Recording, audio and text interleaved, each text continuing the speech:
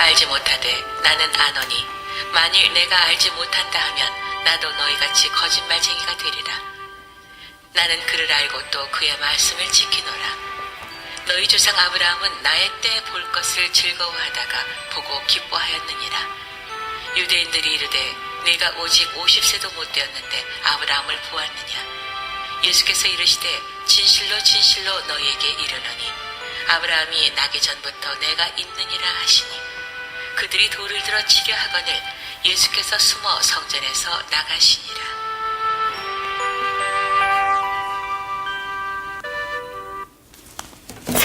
네, 하나님 말씀 같이 보겠습니다. 오늘 베드로전서 1장인데요. 베드로전서 1장 13절 같이 한번 읽겠습니다. 13절 시작. 그러므로 너희의 마음에 허리를 동이고 근신하여 예수 그리스도께서 나타나실 때 너희에게 가져다 주실 은혜를 온전히 바랄지어다. 너희가 순종하는 자식처럼 전에 알지 못한 때에 따르던 너희의 사욕을 본받지 말고 오직 너희를 부르신 거룩한 이처럼 너희도 모든 행실에 거룩한 자가 되라. 기록되었을 때 내가 거룩하니 너희도 거룩할지어다 하셨느니라. 외모로 보시지 않고 각 사람의 행위대로 심판하시는 이를 너희가 아버지라 부른즉 너희가 나그네로 있을 때를 두려움으로 지내라. 너희가 알거니와 너희 조상이 불려준 헛된 행실에서 대속함을 받은 것은 은이나 금같이 없어질 것으로 된 것이 아니요 오직 흠없고 점없는 어린 양 같은 보배로운 피로 된 것이리라. 아멘. 조금 25절까지인데요. 다 읽지 않겠습니다. 베드로전서 그 당시 이제 베드로전서 1장 1절에 보면 베드로가 이제 본도, 갈라디아, 갑바도기아, 아시아, 비두니아에 흩어진 나그네 핍박을 통해서 이렇게 흩어진 성도들에게 쓴 편지입니다. 그러면서 3절에 보니까 그 성도들에게 하나님을 찬송하리라 이렇게 하죠. 왜 그렇습니까? 우리를 거듭나게 하사 이렇게 하죠. 우리를 거듭나게 하사 산 소망이 있어서 하나님께 찬송하는데 5절에 보니까 그게 뭐냐면 예비하신 구원을 얻기 위한 것이었다. 이게 거듭난 사람들의 궁극적인 소망이죠. 예비하신 구원을 얻는 것. 그런데 6절에 뭐라 합니까? 여러 가지 시험으로 여러 가지 어려움 너희가 지금 당하고 있는데 7절에 너희 믿음의 확실함은 불로 연단하여질 금보다 귀하여. 그러니까 금이 불순물이 없는 순금을 불로 연단해서 얻는 것처럼 이런 시험을 통해서 믿음의 확실하고 믿음의 연단을 받아서 칭찬과 영광과 존귀를 얻고 9절에 보면 영혼의 믿음의 결과로 영혼의 구원을 받음이라 이렇게 말씀하고 있는 거예요. 그러니까 이미 거듭난 너희들 산소망을 주셨는데 이제 지금 이런 어려움 속에서 믿음이 연단되어지면 그 믿음을 통해서 구원을 얻게 될 것이다. 그 구원을 주신 하나님을 찬송하면서 오늘 베드로전서 1장 13절이 나오는 거예요.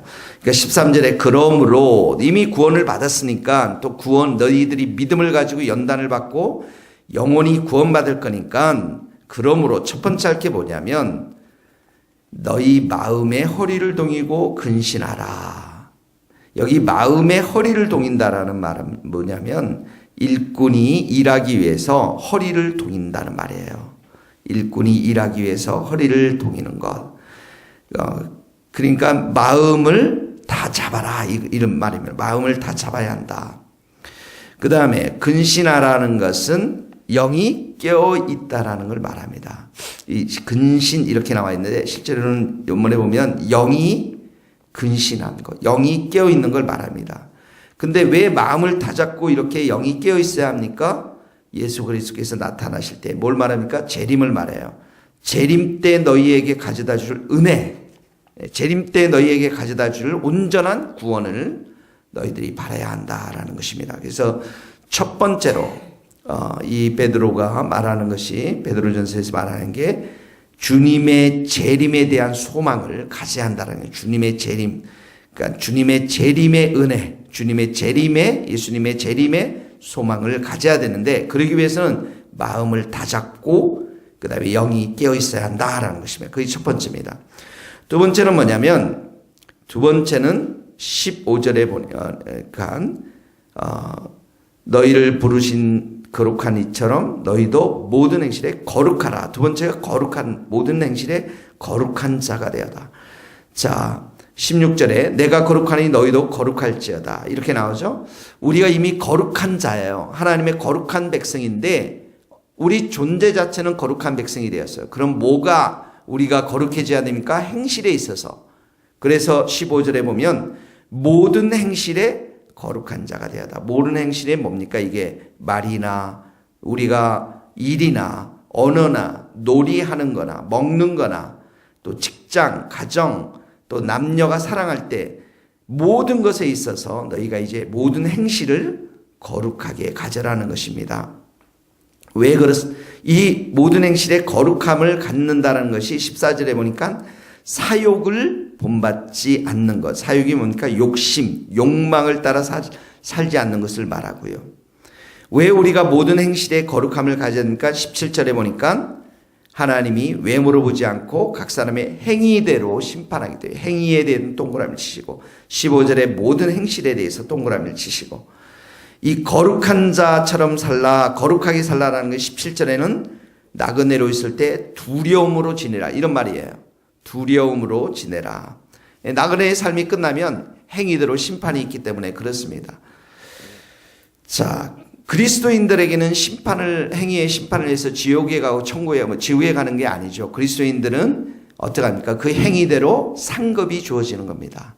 그러니까 불신자들에게는 행위대로 심판을 받아서 지옥에 갈 수밖에 없는 것이죠. 자, 여기 보면은 14절에 너희가 순종하는 자식처럼 이렇게 나왔죠.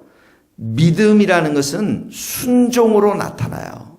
순종하는 자식처럼. 순종으로 나타나요. 믿음 있는 사람 순종으로 나타나요. 그러니까 믿음과 순종이 함께 가는 거죠. 또 믿음은 어떻게 합니까? 거룩한 삶의 열매를 맺습니다. 거룩한 삶의 열매. 그래서 재림전에 두 번째로 해야 될 게 뭐냐면 거룩한 삶입니다. 모든 행실에 거룩한 삶들. 오늘 적용합시다. 첫 번째, 사욕을 본받지 말고 욕심을 버리고요. 그리고 우리의 삶이 모든 면에 있어서 죄와는 구별된 삶, 죄인들과 구별되어지는 우리의 언어, 우리의 먹는 것, 우리의 일터의 생활이 되어야 될 줄로 믿습니다. 자, 왜 이렇게 우리가 예수님만을 재림을 바라고 허리를 동이고 근신하며 거룩한 삶을 살아야 됩니까? 18절에 보면 이렇게 나와 있습니다. 우리 존재 자체가 바뀌었다라는 거예요. 너희가 알고내 너희 조상이 물려준 헛된 행실 이렇게 나오죠. 또 동그라미 헛된 행실에서 대속이라는 것은 구속입니다. 예수님이 대가를 지불해서 우리를 샀다라는 거예요. 노예로부터 해방했다라는 거예요. 죄의 노예로부터 해방했다라는 것입니다. 이것은 대속함을 받은 것은 은이나 금같이 없어질 된 것이 아니요 19절 오직 흠없고 점없는 어린 양 같은 그리스도의 보배로운 피, 거기 어린 양 같은 그리스도의 보배로운 피 밑줄을 그으시면 자, 이미 우리는 구원받았어요. 이미 우리는 거룩한 사람이 되었어요. 존재가 바뀌었습니다. 의로운 사람이 되었어요. 대속받은 사람이 되었습니까? 무엇으로요? 예수님의 피로. 예수님의 피로 구원을 받았으니까 마음의 허리를 동이고 근신하고 모든 행실에 거룩한 자처럼 살라라는 것입니다. 20절을 더 보세요. 예수님이 하신 일이 보입니다. 말세에 그는 누구냐? 예수님입니다. 예수님이 창세 전부터 미리 알리신 바 되니 이는 이 말세에 너희를 위하여 나타내신 바 되었다. 예수님이 말세에 너희를 위하여 우리를 위하여 나타내신 바가 뭡니까? 예수님의 성육신, 예수님의 사역, 예수님의 말씀, 예수님의 십자가, 예수님의 부활, 이 모든 걸 통해서 뭡니까? 구원의 계획을 이루신 것이죠. 그러니까 예수님이 이 일을 이미 하셨다라는 거예요. 우리를 위해서 하셨다라는 것입니다. 그러니까 너희가 거룩하게 살라라는 것입니다. 자, 예수님이 그렇게 하셨으니까 22절에 보면 이제 21절에 보면 예수님이 그렇게 하신 것이 바로 하나님이 우리들을 위해서 하신 것인데 그래서 우리의 믿음과 소망이 하나님께 있다라는 것이죠. 이 모든 일들을 하나님이 하셨다라는 거예요. 그러니까 우리가 믿음의 대상은 하나님이고 구원의 소망의 대상은 하나님이십니다. 예수님을 부활시킨 것처럼 우리도 부활의 소망을 갖게 되는 것이죠. 자, 이런 존재로 우리가 완전히 바뀌었으니까 세 번째 우리의 행위 가운데 세 번째가 뭐가 있어야 되냐면 22절에 사랑입니다. 같이 읽어봅시다. 시작. 너희가 진리를 순종함으로 너희 영혼을 깨끗하게 하여 거짓 없이 형제를 사랑하기에 이르으니 마음으로 뜨겁게 서로 사랑하라. 사랑의 특징이 거기 두 개 나옵니다. 동그라미 치세요. 거짓이 없는 것. 그 다음에 뜨겁게, 마음으로 뜨겁게 사랑하라. 자, 보세요. 거짓이 없다. 이렇게 나오죠. 예, 형제를 사랑하라는 것입니다. 마음으로 뜨겁게. 행위가 아니에요. 여기 또 마음으로, 우리의 마음을 주라는 것입니다. 마음으로 뜨겁게 사랑하라. 세 번째, 우리의 존재가 이렇게 바뀌었으니까 형제를 사랑하고 서로 사랑하라는 것입니다. 마음으로 뜨겁게. 여러분 마음속에 오늘 사랑의 대상이 누군지 생각해 보십시오. 누굴 사랑해야 됩니까? 이 암흑의, 김 암흑의 사람이 떠올라야 됩니다. 주님 오늘 그 사람을 마음으로부터 뜨겁게 사랑하게 해 주십시오. 예, 마음으로 뜨겁게 사랑하면 반드시 우리의 삶 가운데 나중에 행실이 나올 수가 있어요. 언어가 나올 수가 있습니다. 자, 그리고 나서 네 번째, 우리가 바뀐 존재로서 우리가 재림 전에 해야 될 게 뭐냐면 네 번째, 하나님의 말씀을 소중히 여기는 겁니다. 23절 같이 읽겠습니다. 너희가 거듭난 것은 썩으실 씨로 된 것이 아니요 썩지 아니할 씨로 된 것이니 살아있고 항상 있는 하나님의 말씀입니다. 살아있고 항상 있는 하나님의 말씀, 동그라미 하나님의 말씀, 살아있어요. 항상 있어요. 하나님의 말씀을 소중히 여기라는 거예요. 하나님의 말씀을 드러나는 것입니다. 하나님 말씀을 묵상하라는 거예요. 하나님 말씀을 붙잡고 살라는 것입니다. 하나님 말씀 앞에 순복하며 살라는 것입니다. 왜 그렇습니까? 24절 모든 육체는 풀과 같고 그 모든 영광 풀의 꽃과 같으리 풀은 마르고 꽃은 떨어집니다. 이 세상의 영광들은 다 사라지지만 25절 뭐예요? 주의 말씀인 세세토록 있도다. 주의 말씀이 영원히 있기 때문에 그렇습니다. 자, 이 재림 전에 우리에게 해야 될 네 가지를 오늘 보여줬습니다. 이미 예수님이 우리를 주님의 피로 깨끗이 씻어주시고 의로운 사람이 되었습니다. 거룩한 백성이 되었습니다. 오늘도 영으로 생각하세요. 여러분의 영이 성령으로 충만해서 새롭게 된 존재임을, 새로운 피조물임을 여러분 꼭 믿고 오늘도 예수님의 재림을 생각하면서 마음의 허리를 동이고 근신하고요. 모든 행실에 거룩하고요. 형제를 사랑하고요. 하나님의 말씀, 살아있고 항상 있는 하나님의 말씀을 여러분 묵상하시고 사랑하는 복된 하루 될 수 있기를 주님의 이름으로 축복합니다. 기도하시겠습니다. 하나님 감사합니다.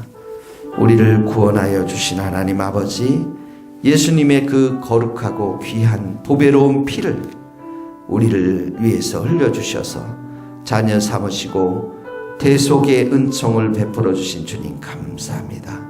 오늘도 주님 기다리며 주님 우리의 마음을 다 잡고 주님 영이 깨어있는 자가 될 수 있기를 소원합니다. 우리의 모든 행실에서, 우리의 모든 언어에서, 관계에서, 일에서 거룩함의 열매를 맺게 하여 주시옵소서. 주님 오늘도 우리가 마음으로 뜨겁게 사랑할 형제 자매들 오늘도 기억나게 하시고 그 형제 자매들을 마음으로 뜨겁게 사랑하며 거짓이 없이 사랑할 수 있도록 도와주시고 우리가 만나면 그 형제를 삶으로 또 우리의 귀한 것으로 축복하는 우리들이 될 수 있도록 도와주옵소서. 오늘도 살아있고 항상 있는 귀한 말씀 저희들에게 들려주시니 감사합니다. 이 말씀대로 우리가 말씀을 사랑하며 순종하며 하나님의 말씀을 온전히 붙잡고 살아가는 우리 모든 성도들 될 수 있도록 도와주옵소서. 하나님 우리 모든 성도들 오늘 일터를 열매를 주시고 또 기도하는 모든 것 가운데 주님 응답하여 주시옵소서. 예수 그리스도의 이름으로 기도하오며 이제는 우리 주 예수 그리스도의 은혜와 하나님의 크신 사랑과 성령님의 교통하심이 우리 모든 성도들 머리 위에 또 선교사님들 삶과 사역 위에 이제로부터 영원토록 함께 하시기를 간절히 축원하옵나이다. 아멘.